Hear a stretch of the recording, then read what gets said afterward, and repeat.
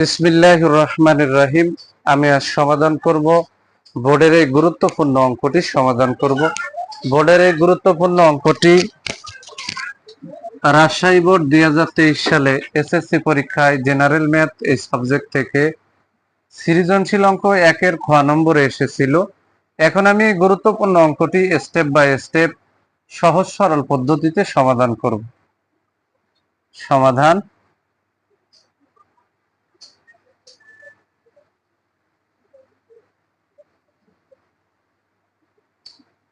দেওয়া আছে।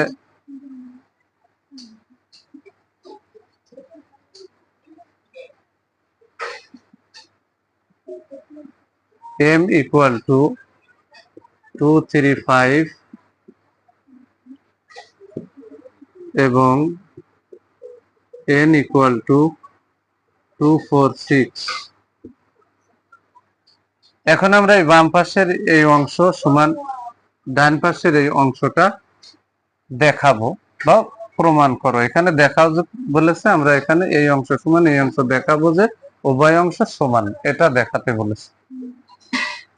এখন আমরা বাম পাশের এই অংশটুক পরে করব, ডান পাশের এই প্রতিটা ফার্স্ট ব্র্যাকেটের অংশগুলো আমরা এখন লিখে সমাধান করব। এখন m বিয়োগ n ইকুয়াল টু m এর মান হচ্ছে 2 3 5 বিয়োগ n এর মান হলো 2 4 6 2 4 6। তাহলে এখানে যদি আমরা তুলনা করি তাহলে এই পাশের অংশ থেকে এই পাশের অংশ বাদ দিতে হবে। তাহলে এখানে বাম পাশের অংশ থেকে ডান পাশের অংশ যখন বাদ দিব তখন ডানের কোনো অমিল সংখ্যা অ্যান্সারে নেওয়া যাবে না, আর মিলে গেলে সেটা বাদ বিয়োগের বেলায়। তাহলে 2 এ 2 মিলে গেছে, তাহলে এখানে 2 ক্যান্সেল হয়ে গেল। 3 এর সাথে মিল নেই, 3 এখানে বসাই দিলাম। 5 এর সাথে মিল নেই, 5 এখানে বসাই দিলাম।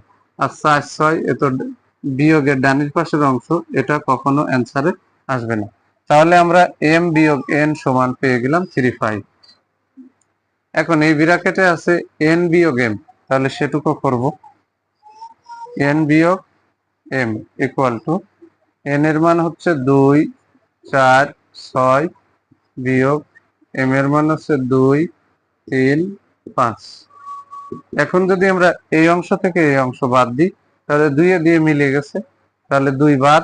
এখানে 4 এর সাথে মিল নেই, তাহলে 4 এখানে অ্যান্সারে বসবে। 6 এর সাথে মিল নেই, 6 এখানে অ্যান্সারে বসবে। আর 3 5 বিয়োগের ডানের পাশের অমিল সংখ্যা, তাই বিয়োগ ফলে কখনো নেওয়া যাবে না। তাহলে n বিয়োগ m এর মান আমরা পেয়ে গেলাম 4 6।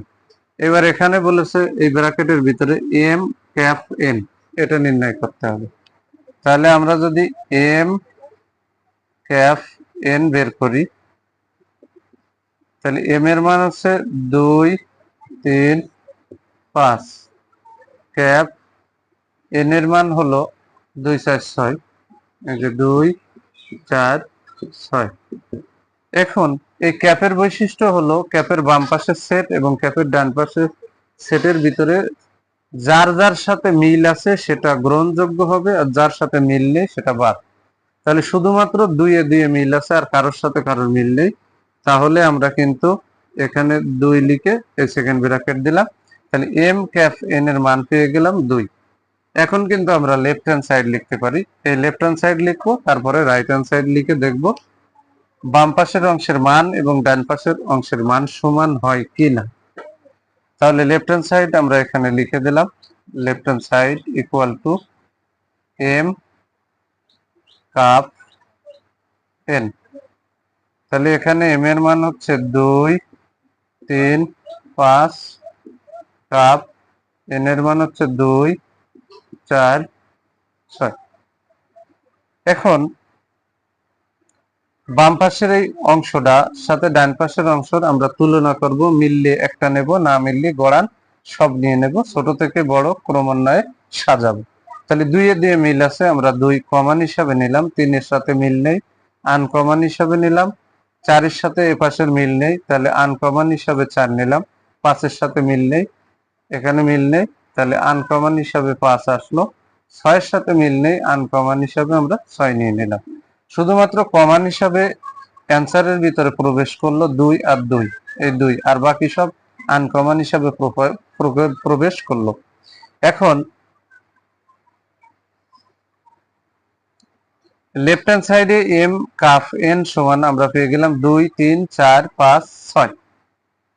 এবার আমরা রাইট হ্যান্ড সাইড চেক করব। রাইট হ্যান্ড সাইডটা যদি আমরা এখানে চেক করি, রাইট হ্যান্ড সাইডটা চেক করে দেখি। Right hand side equal to M বিয়োগ এন ফার্স্ট ব্র্যাকেট, এখানে কাপ চিহ্ন, এন বিয়োগ এম ফার্স্ট ব্র্যাকেট, এখানে কাপ চিহ্ন, আর এখানে হচ্ছে এম ক্যাপ এন। এখন আমরা মান বসাবো। আমরা কিন্তু এম বিয়োগ এন এর মান কিন্তু বের করছি। এম বিয়োগ এন এর মান হচ্ছে 3 5, তাহলে এখানে আমরা 3 5 বসাই দিলাম।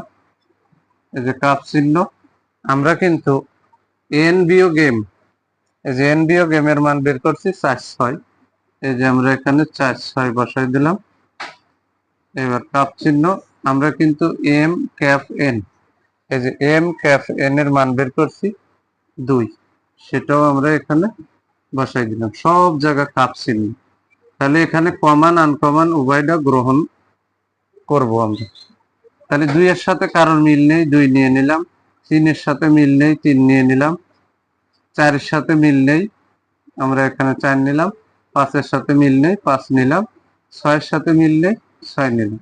আমরা এখানে 2 3 4 5 6 এটা কিন্তু ছোট থেকে বড় ক্রমে সাজিয়ে নিলাম। তাহলে এখানে আমরা দেখলাম লেফট হ্যান্ড সাইডে 2 3 4 5 6, রাইট হ্যান্ড সাইডেও কিন্তু 2 3 4 5 6 আছে। তাহলে আমরা কিন্তু এখানে ফাইনালি লিখে দিতে পারি, অতএব left hand side equal two right hand side, মানে বাম পক্ষ সমান ডান পক্ষ সমান হয়েছে।